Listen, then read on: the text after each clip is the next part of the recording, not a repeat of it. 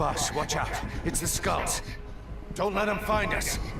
Boss, whatever that mist is, it's all around you. We can't see through it. I'm changing the RV so it's outside the mist. Get over there. The chopper will be waiting. Yeah.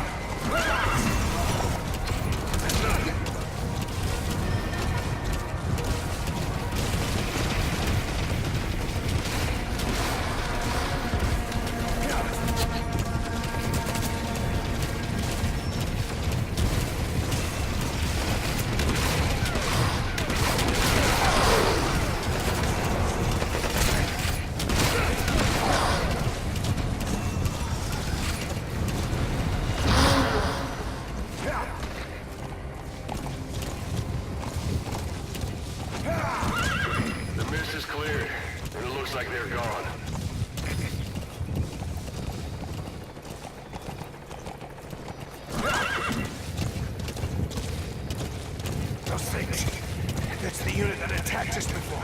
They came at us real fast in the same kind of mist. Oh, man, survivors from 9 years ago were wiped out in minutes. I don't know what they want, but it's them. No mistake.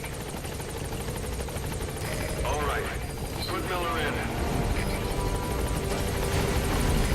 This is B-Quad. There's an obstruction at the LZ preventing me from landing. Request immediate removal.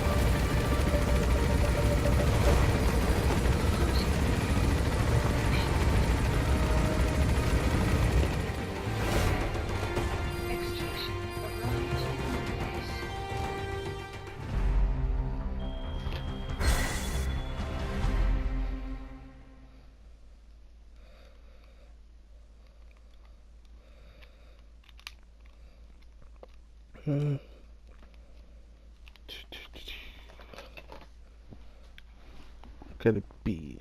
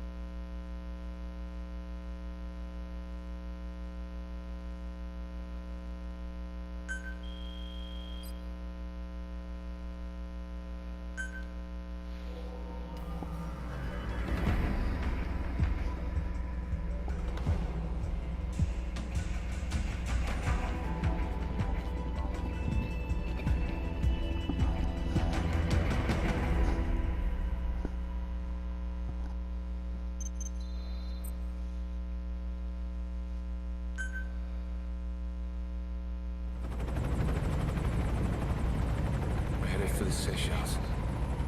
That's where our new home is now. Hey. That was some operation we had, huh? 9 years ago. Carving out our own world.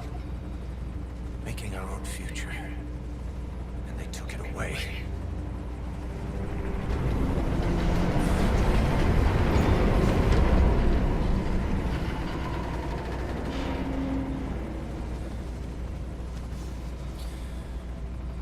I'm gonna rebuild it. Make a new place. Together. That we can call home.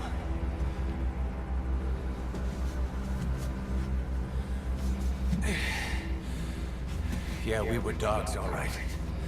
Slinking around out of Cypher's sight. Digging up whatever kind of dirty money we could find. You name it. We did it. You see this? Diamond Dogs. Our new home. Phantom of our former selves. Triumph. Death. We weren't allowed either. Yeah. I remember it all.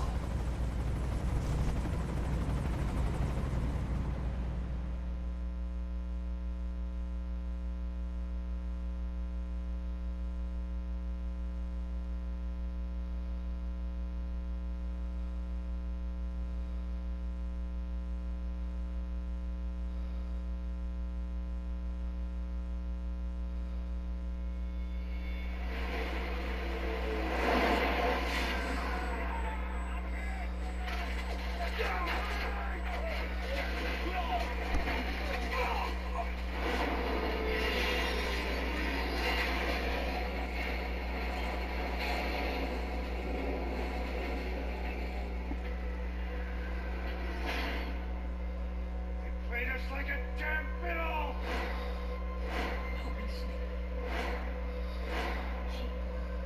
It all ends soon, exactly as I planned.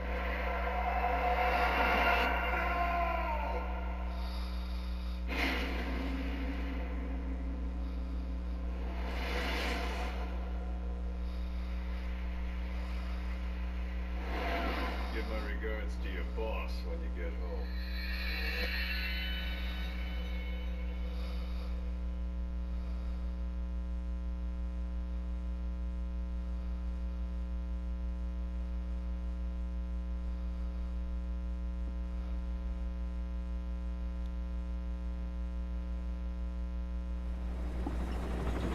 Snake.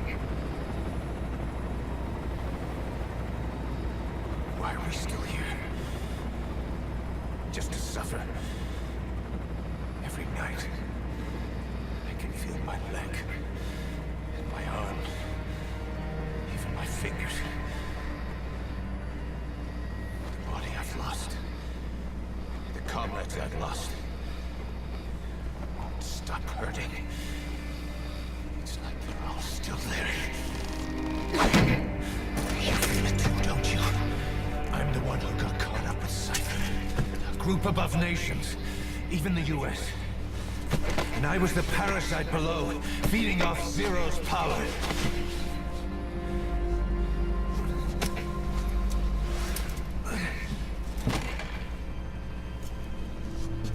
They came after you in Cyprus.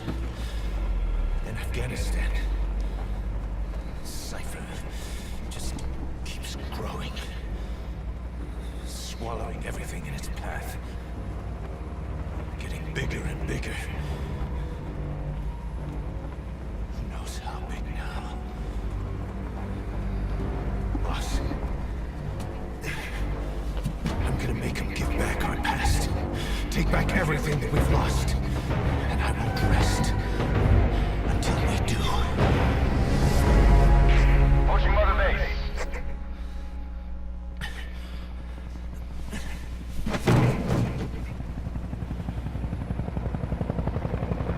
Our new mother base. I don't know how long it'll take, but I'll make it bigger. Better than before.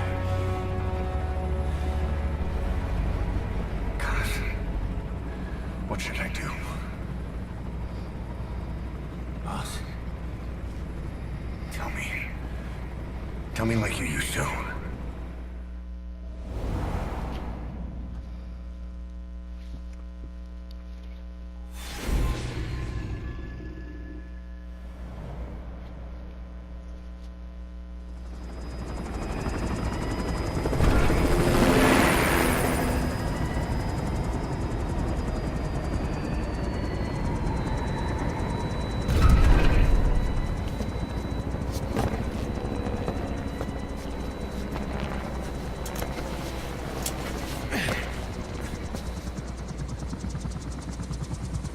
Things have changed, boss. We pull in money, recruits, just to combat Cypher. Rubbing our noses in bloody battlefield dirt. All for revenge. The world calls for wet work, and we answer. No greater good. No just cause. Cause. Cypher sent us to hell. We're going even deeper. I know. I'm already a demon. Heaven's not my kind of place anyway.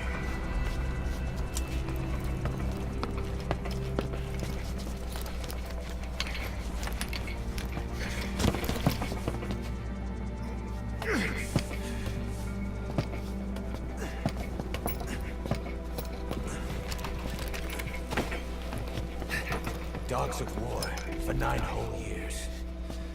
That ends today. Now you're not sleeping, and we're not junkyard hounds. We're diamond dogs.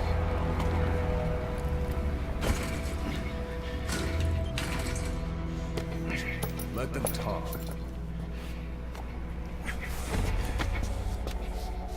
We can crush Cypher, boss.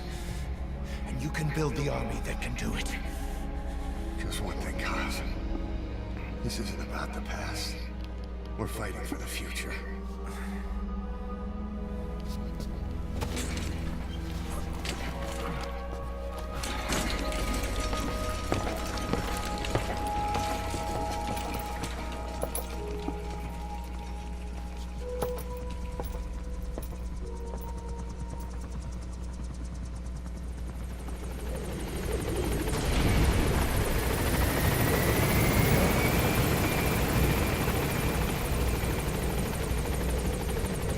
This is Mother Base. Boss, there's something I want to talk about. It concerns the running of Mother Base. Come, you came. Go for them, not me. You came. This base belongs to you now. Make Diamond Dogs the force it deserves to be. Like any organization, we need good people, and we need to make good use of their talents. Miller asked me to lay that out for you.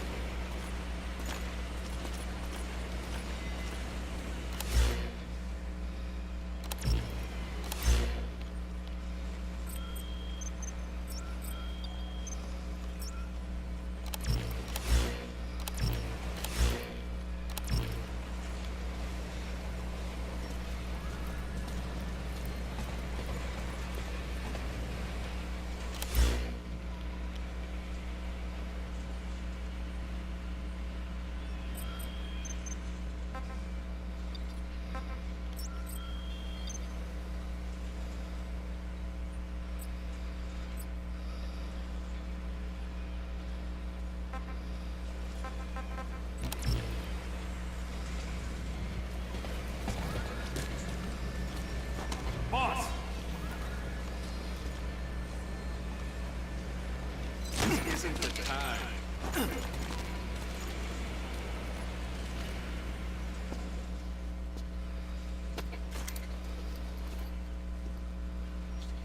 Start bringing people in. Use this. It's a Fulton recovery device. When you're in the field, use it to extract any soldiers or prisoners you want back here. And we'll see if we can't persuade them to join the ranks of Diamond Dogs. Go on. Test it out on the staff here. Anyone you want. First, put them to sleep. You have a tranquilizer gun, don't you?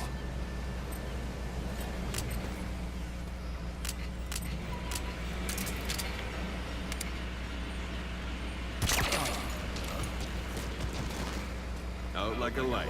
Now approach him and extract him. Good.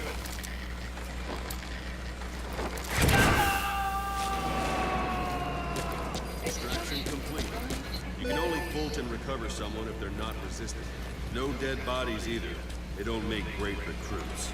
The staff member you just extracted will be assigned to the team best suited to his abilities. See for yourself. Open your iDroid. Select staff management from the mother base menu. So that staff member was placed on the R&D team. The R&D team is in charge of developing all kinds of weapons and items that'll support you on missions. Take a look at the development list. Select weapons items under the development heading.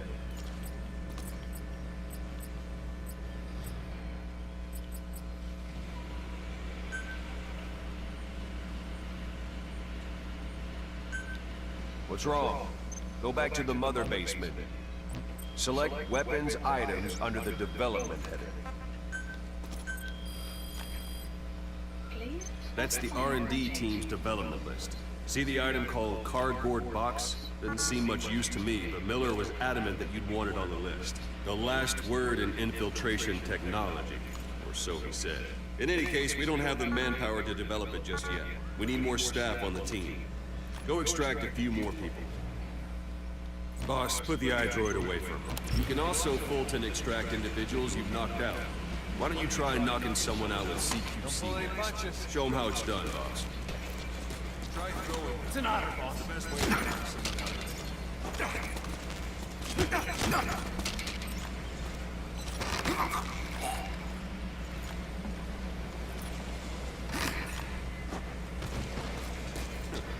I suppose that works too.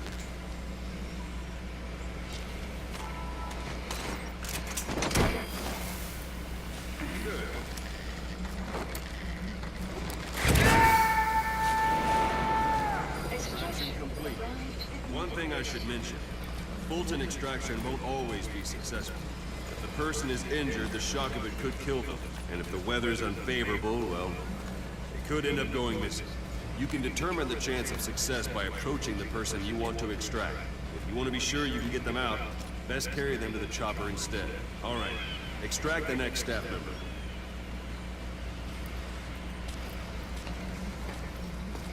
Don't pull any punches. Any method you like. Start by knocking him out, or you can put him to sleep.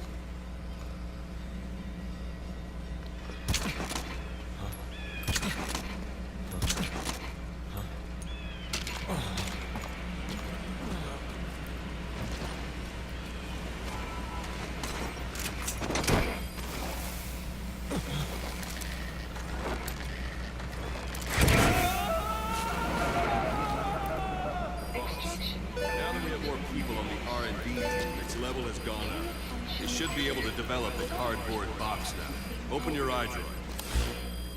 Select weapons items under the development heading. Now select cardboard box and start development. Just be aware that development requires funds. GMP. Watch we don't end up in the red. Development has finished. You can have the support unit supply you with weapons and items you develop. Think of it as your own personal delivery service.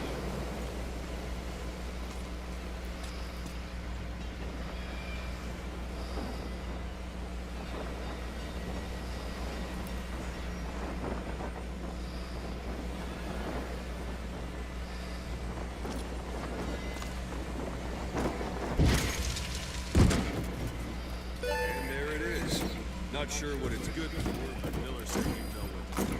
Try it out. One last thing. The staff members you extracted were all placed on the R&D team, but that was Miller's decision. If you think they belong somewhere else, you're free to move them around. That about does it. You won't make any GMP or find recruits hanging around here. Board the chopper when you're ready for a mission. Open your iDroid and select a landing zone to tell it where to pick you up. Or if you're still in the mood for knocking guys on their asses, you can stay around here a while. Give them in some practice. Just come pay me a visit.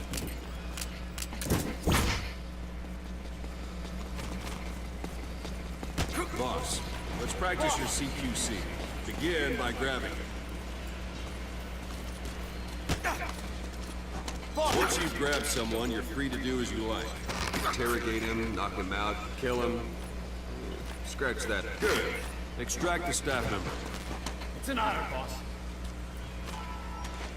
Now for fist fight. Strike an adversary repeatedly and knock him out. He'll stay unconscious for longer than a minute. Extraction arrived at Mother Base.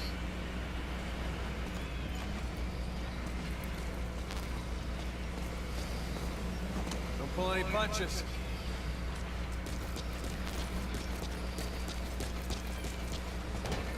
Now extract him.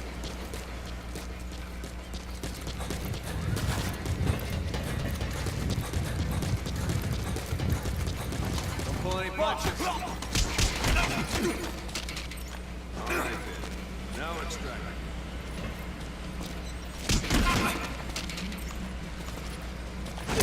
What's the matter? Give it another try.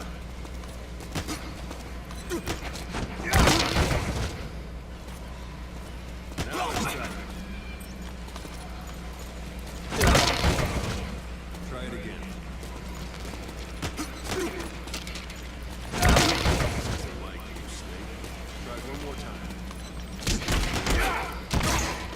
Go on and extract him.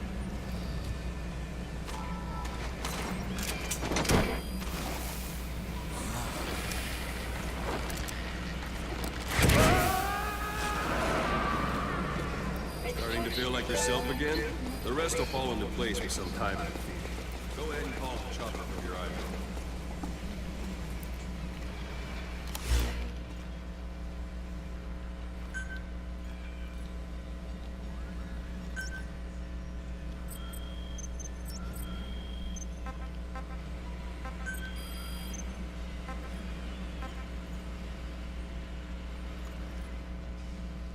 Select unit.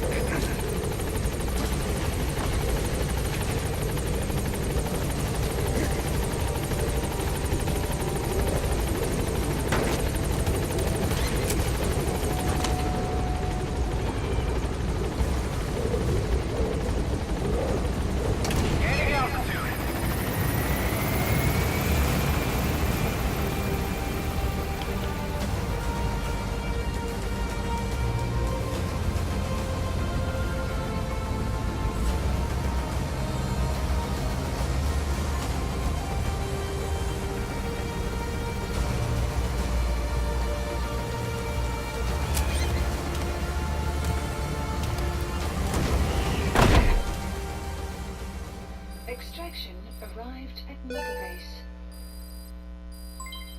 Development project has been added.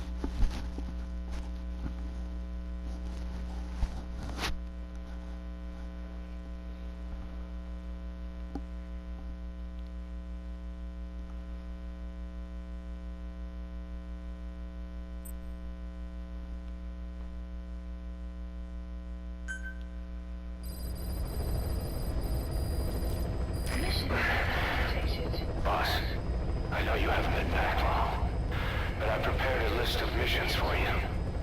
Open your iDroid.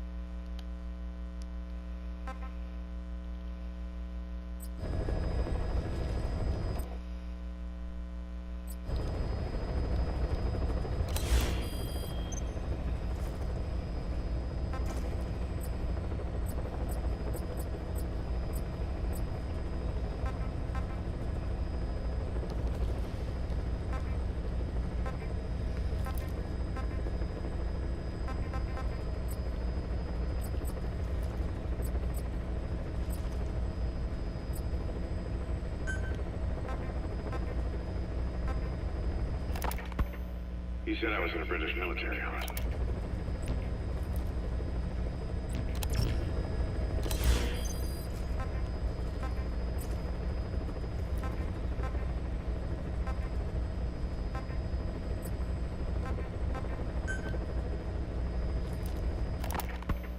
You were hospitalized in Dekelia, a British sovereign base area on Cyprus.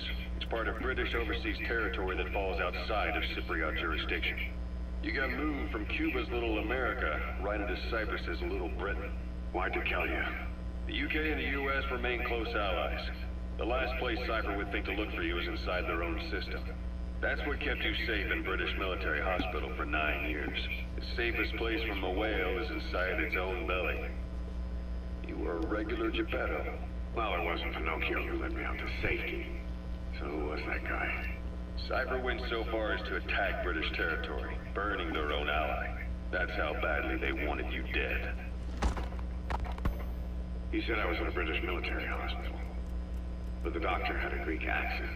They hire locally. Easier to trust them. Dekelia is also home to Greek Cypriots, after all. What about the Turks? They haven't returned to the south. Not yet. The Cyprus dispute is still a long way from resolved. The country is just as split as it was in '74. Turkish Cypriots in the north, Greek Cypriots in the south. Between them, the Green Line, the UN established. And Dekelia sits right on top of it. It does. Part of the buffer zone between the two groups. Another reason it was the perfect place to hide you. Easy to spot any outsiders snooping around. So how do things stand? Now, last year, the Turks declared that the Turkish Republic of Northern Cyprus is an independent state, though it's only Turkey that recognizes it. In the past, the Greeks and Turks lived side by side in the same villages. There are reasons to fight. Those came from the outside. Greece, Turkey, Britain, America, they all have their own stake in pitting the two sides against each other. But once you spark something like this, it's impossible to control. Both sides build up grudges like death. without the foresight to see that each act of revenge just fans the flames, and then it's too late for other nations to rush in with peace talks. The embers keep on smoldering. Each nation's arrogance only breeds anarchy. The world is paralyzed by this hunger for revenge. Cyprus is no different.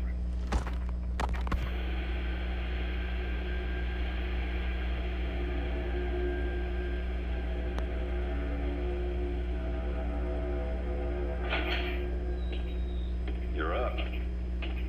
We're changing ships. We can't go sailing the Suez in a whaler. The Suez Canal. When did they reopen it? Not long after you were attacked. Once they finished sweeping it for mines after the Arab-Israeli conflict. Can you stand? We've got to transfer to a container ship or passage through the Suez. Our destination is Pakistan, Afghanistan's neighbor to the south. There we disembark and head via Peshawar to the Zero Line, the border. We'll travel to the Khyber Pass by road. And then? We continue on horseback. Afghanistan's main roads are under Soviet control. We'll need to go around them. It'll be all narrow, winding paths through the mountains.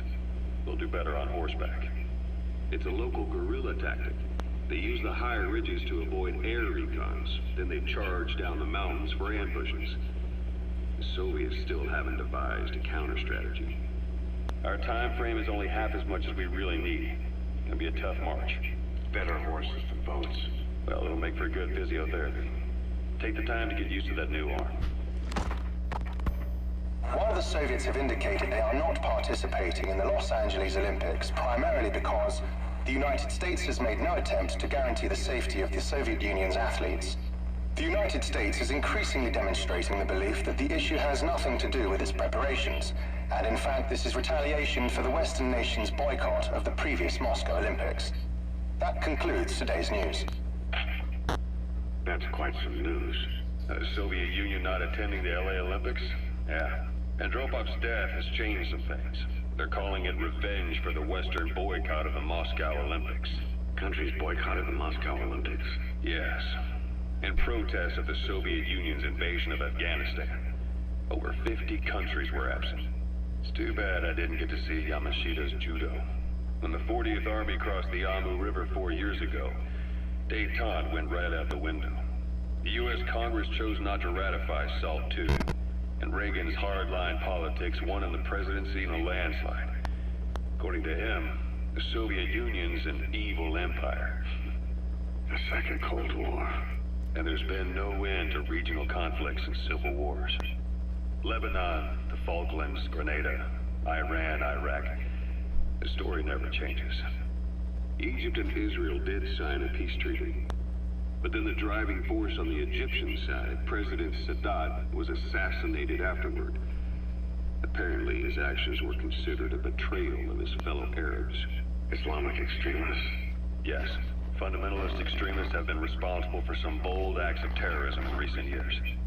We've had extremist students in Iran take U.S. embassy workers hostage, and suicide bombings in Lebanon. Over 300 foreign soldiers stationed there have been killed. Countries have yet to develop an effective means of dealing with terrorism. Afraid of losing their own men, they pulled their forces out, handing private forces a golden opportunity. Private forces? Small armies with no national affiliation, working for the highest bidder. That's right, they got the idea from you. After Mother Base went down, they began spreading to meet the soaring demand. Miller's organization is just one of many PFs now. The entire world is after you. But at the same time, it needs you too. Miller told me about what happened in the Caribbean 9 years ago. You do remember Miller. You'd formed a private army with him. An army with no allegiance to a nation. I remember, but... I see. You're not sure what's fact and what's a fantasy caused by the coma. It's still all a mess, huh? All I can do is tell you the facts as they were told to me. I've gone easy on you up until now. But this is where the hard stuff begins. 1974, the year before you entered your coma. You were in Colombia, operating with a small unit of men, basically mercenaries. Miller was among them. Miller was trying to find a way to turn his and your talents into a line of work. He was looking to start a business where you would fight on behalf of others around the world, those who needed military force. But The reality was, at that time, you didn't have enough gear to equip your own men. Then Miller came across this client. It was a huge job he was offering, but you had a shot at pulling it off. You accepted it and headed into Costa Rica. The client even threw in an offshore facility in the Caribbean. The mother base, that would be your new base of operations. Miller sure did have a head for business. As your mission went on, your unit grew and grew. More weapons, more money. Before you knew it, you were commanding 300 men. As the organization got bigger, your military powers swelled to match. It got so the international community couldn't afford to ignore you. You were just too damn successful for your own good. You, your men, had worn out your welcome. Everyone was out for you. East, West, First World, Third. It was only a matter of time before someone took you down. And that was XOF. Officially, they're an anti-terror unit under the CIA. In reality, they're Cypher's private strike force. They lured you to Cuba using Chico, the Nicaraguan revolutionary kid, and Paz, a mole who worked for Cypher as bait. While you were gone, XOF, posing as a nuclear inspection team, stormed Mother Base. At the same time, C4 they placed on the strut legs went off. The whole thing went down in minutes. XOF. Kisses and hugs followed by a big F you. All because of Miller's blind spot. A back door into Mother Base no one suspected. You remember a certain scientist. Huey was responsible for bringing the inspection team on board, giving the enemy a perfect opportunity to hit you at home. You were returning from Cuba when it happened. Mother Base came damn close to taking you with it into the Caribbean. Those of your men out on assignment returned right away. They refused to believe the wreckage in the water they found was Mother Base. But they checked the coordinates again and again, until reality finally settled in. You were supposed to die that day. That was XOF's primary objective. As far as most folks know, you did. The first doctor to see you wasn't even sure what he was looking at. Before they'd even finished operating, your men moved you to that hospital in Cyprus. It was a woman named Eva who arranged that. Rings a bell, huh? Most men in your condition would have been written off right from the start. But you survived. You went straight down to hell, and they pulled you out. Your eye wide open. Full of venom. The days of naked Snake are long gone. Welcome back, Venom Snake. This world still needs you. Here, Snake, try this on. A prosthetic arm. Yeah, Miller was calling it the arm that wasn't there. The physiotherapy's going well. Your arm's bulked up enough for it to fit. There. Perfect. A little time with it, and it'll work better than the real thing. What do you think? I can still feel my real arm. Well, you better get used to this one quick. You have any pain? Every now and then. Where? My fingertips. My left fingertips. Sounds like phantom pain. Your brain still remembers your old hand. Yeah. What about your vision? Can you see okay? Yeah, at the moment. The shrapnel in your skull is pressing on your optic nerve. I'm told any hard impact could have an effect on your visual cortex. Yeah, the doctor mentioned that. Your brain might process visual information incorrectly. In other words, you could have hallucinations. You might see things that aren't there, or not see things as they really are. You experience any of that? I think so. When? Right after I wake up. Colors look faded. Colors, huh? Well, that's not a major concern in and of itself, but it could mean the difference between life and death in the field. You'll need to watch out for that. I will. All right. You should continue your physio. We'll be arriving soon. It's the last chance you'll get.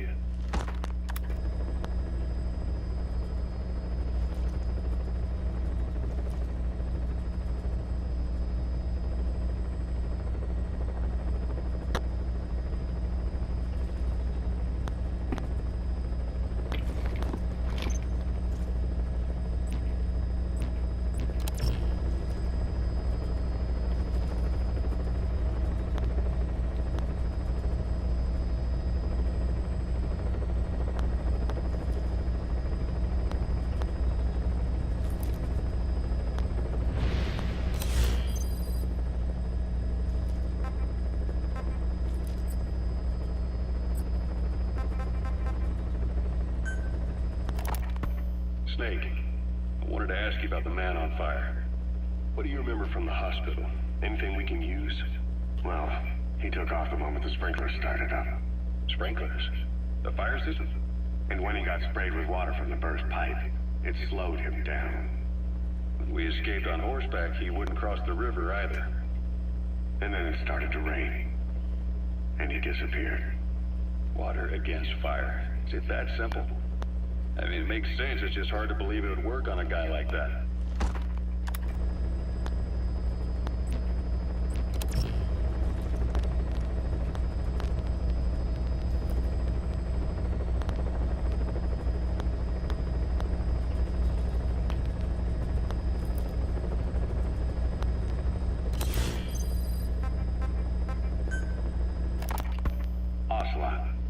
I hear they started calling you Shalashaska in Afghanistan.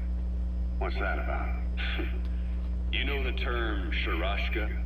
It's slang for a suspicious, hastily thrown together organization. The word became associated with a type of forced labor facility in the Soviet Gulag system. OKB scientists and engineers who'd been convicted of crimes were sent to a Sharashka for forced R&D. The Sharashkas were supervised by Lavrenti Beria of the NKVD, the secret police, under the official name 4th Special Department. Forced research? That's not very different from what we do here. Diamond Dogs is different. Everyone here believes in you. Regardless of where they came from or why they're here, they revere you. And they're fighting because it was their choice. And if it wasn't, they'd leave. Who knows? That's our reality here, whether it's real or not. If there's another truth, I don't want to know it. All that matters is, that's the concept that's taken shape in their heads. The traces of a group ideology, our superstructure, to put it in Marxist terms. All right. Go on. Right. So anyway, at some point the enemy started calling me Sharashka. This was after the war in Afghanistan broke out. While I was keeping an eye on you in that hospital, I was also heading up interrogations here. The men I broke gave up their comrades and families, everything they wanted to protect them most. No real cause for it. I just let myself get caught up in the old Russian pride. And suddenly I received the honor of becoming Special Interrogation Advisor to the forced labor camps. But the more men I interrogated, the more people saw me as just that. The interrogator. It helped cover my real objective of keeping you safe. You went that far for me? Far enough to keep you alive. I ended up being pretty well known among the Afghan guerrillas. Some of them would have seen me on the battlefield. And that's how I got the second half of the name. Shashka. It's a sword. A type of saber from the Caucasus. Russian dragoons and Cossacks carry them into battle. Now, the Russian Empire had a general by the name of Fyodor Arturovich Keller. His bravery earned him the nickname Russia's Greatest Shashka. Someone must have known about that, because somewhere along the line, Shashka got stuck on the end of Sharashka. The guerrillas were using the name amongst themselves, and by the time I got to hearing about it, pronunciation had wound up as Shalashashka. So half Gulag, half hero sword. It was a perfect fit. But you see how rumors and ideas about people can get out of hand fast. Once you create a character and put it out there in public mind, it warps and twists with every baseless rumor. And before you know it, all people see are phantoms. In my case, it works out just fine. I'm plenty used to working under aliases.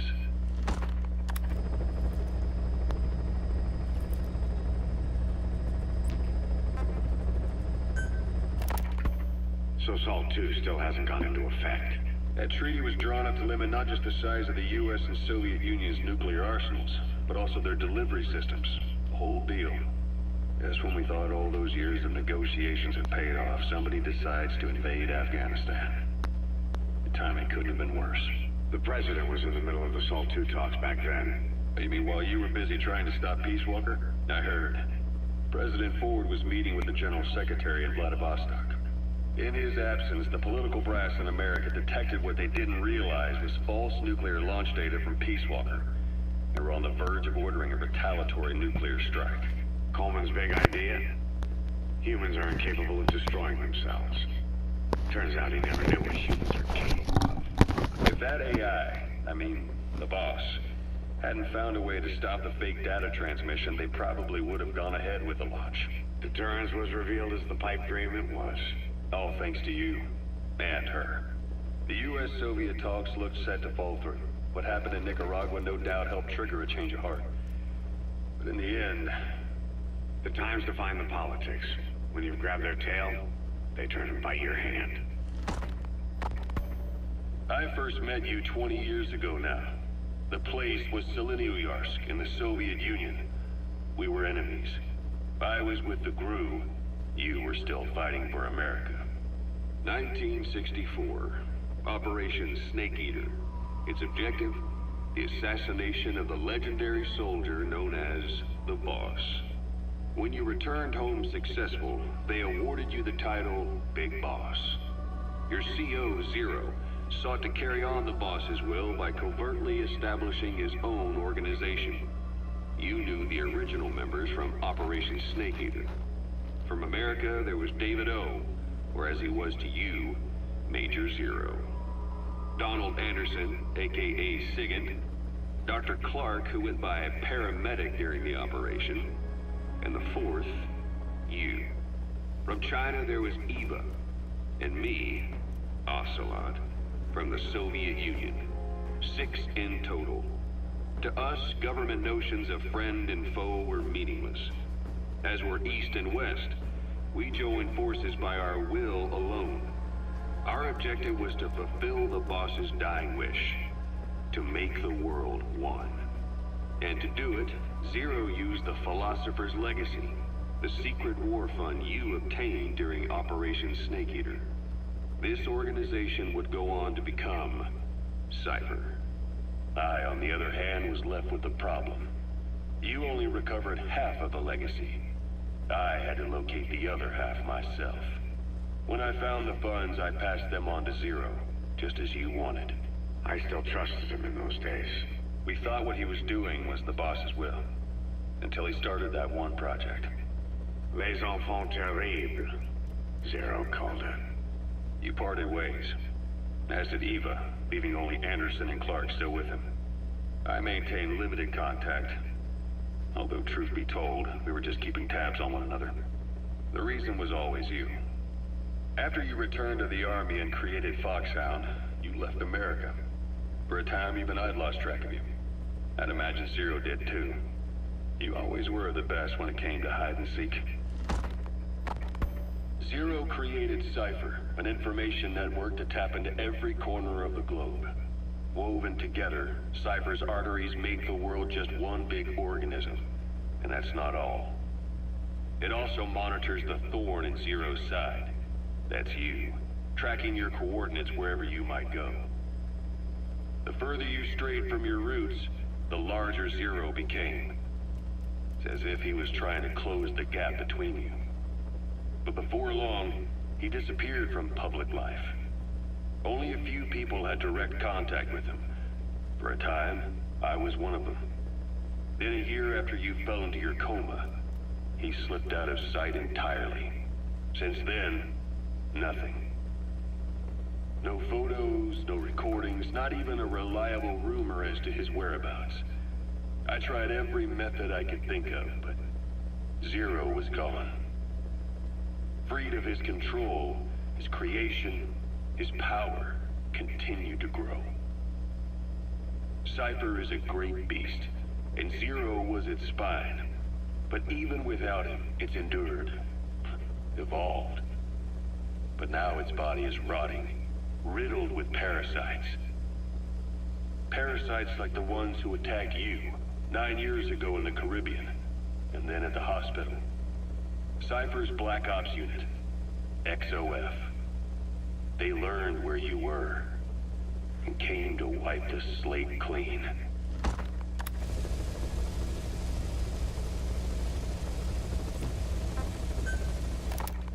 Christmas Eve, 1979.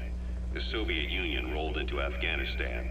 Muslims have revolted against the Soviet-friendly regime established the year before.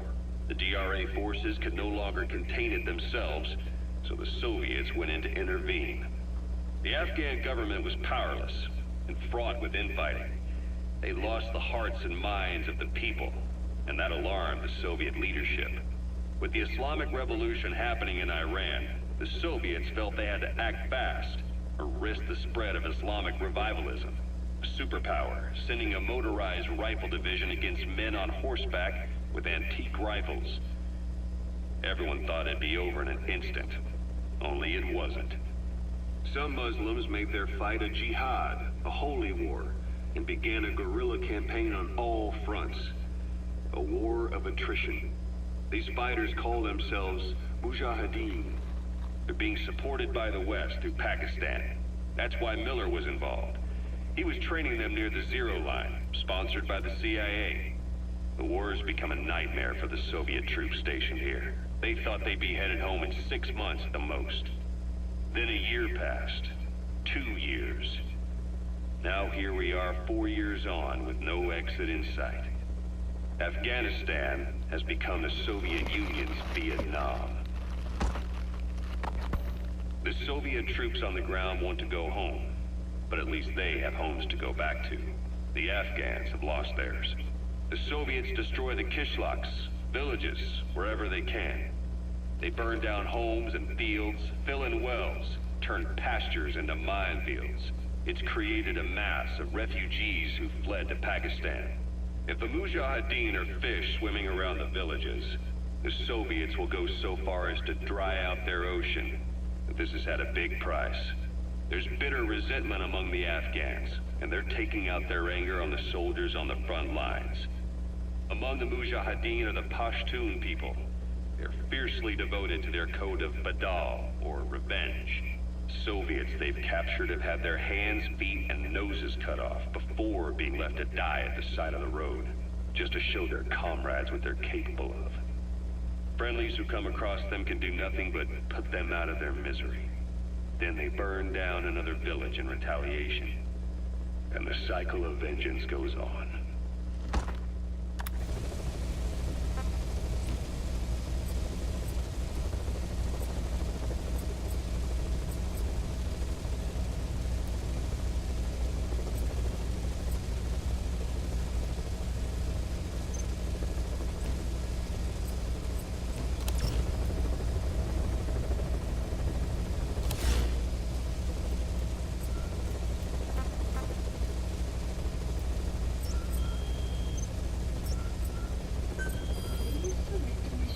I've taken the job offers Diamond Dogs has received and made a list of those I want you to consider. Which ones you accept is your call. The objectives of the missions I've added are prisoner rescue, facility sabotage, and high-value target elimination. Probably all a walk in the park for you, but they should help you get back on your feet. I put the mission details on a cassette tape. Refer to it if you decide to accept the mission. We'll receive GMP for completing missions, and extracting soldiers and prisoners will boost our ranks. Building up Mother Base is the first step to achieving our goal. If that means wet work, so be it. We're gonna have to get our hands dirty. I hope you're rested up, because we're not stopping. Not until the pain is gone. The future of Diamond Dogs is in your hands. We're counting on you, boss.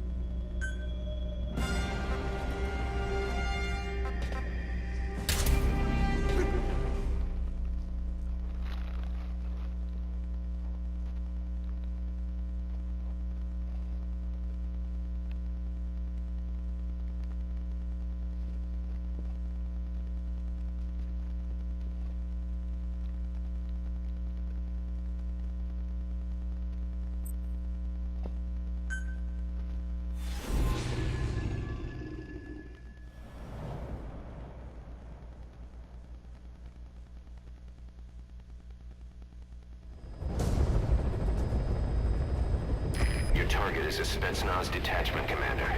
Your orders are to take him out. With skills like his, it'd be a shame to waste him. But I'll leave the method up to you. Boss, make your way to Deshago Calais and eliminate the target.